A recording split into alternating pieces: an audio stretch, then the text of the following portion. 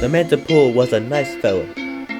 He was never very rash. He came from the inner temple, and he had a lot of cash.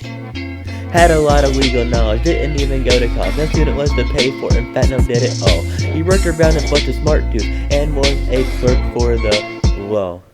He precisely watched the market, though he couldn't read or write. You could say he was a smart man and he knew his left from right. He had a lot of masters, around 30 or so, and now he is so smart, he don't need them no more. The opportunity with some people in a union, they did it like this so there'd be no confusion. And it was a haberdasher, weaver, and dyer. But everybody was anyone to get a minute and he would admire. There also was the carpenter and carpet maker. The only thing they had missing was a raker. The haberdasher was the one who sold men's clothes, did it so well that he was a pro. The weaver would make all of the fabric, but it wasn't much better than working with plastic. The dyer was the one who colored it all. You wouldn't believe all the colors that he installed. The carpenter didn't even work with carpet. He built stuff out of wood, probably took some sharp hits. The carpet maker, what he did you already know. Don't know how the hard a job is, cause he went done it before. They also dressed well everywhere they went, and they traveled with their services wherever they were sent. They were also worthy legislative members.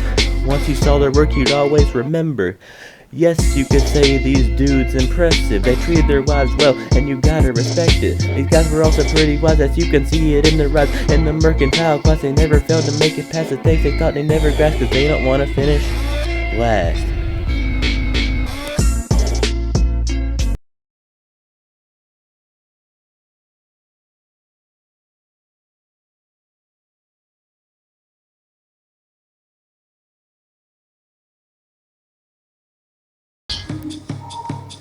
Here's the merchant. He was a man very confident, or so he appeared, blessed with a very charismatic fork and beard, styling buckled boots and a Flemish beaver hat. Sitting high on his horse, he was a thing to look at. All the people came to see all the cool things he was selling, from antiques to fancy bling. If he was real, he wasn't telling.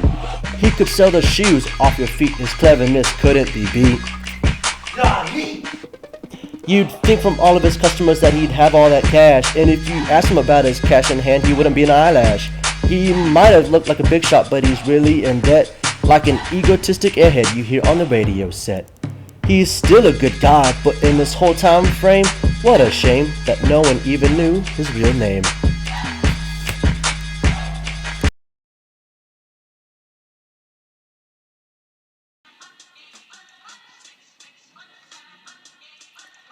The plum was on a journey, his brother the parson. Both of them were just as Christian as Ben Carson. Worked so very honestly, this got him far, you see. He was an honest dude, good and true, always working in the morning dew, like a true gentleman. He was oh so charitable, he was to be loved, cause his heart was full of Christ. Never not was nice, always paid his tithe. His presence was known from the smell of the air.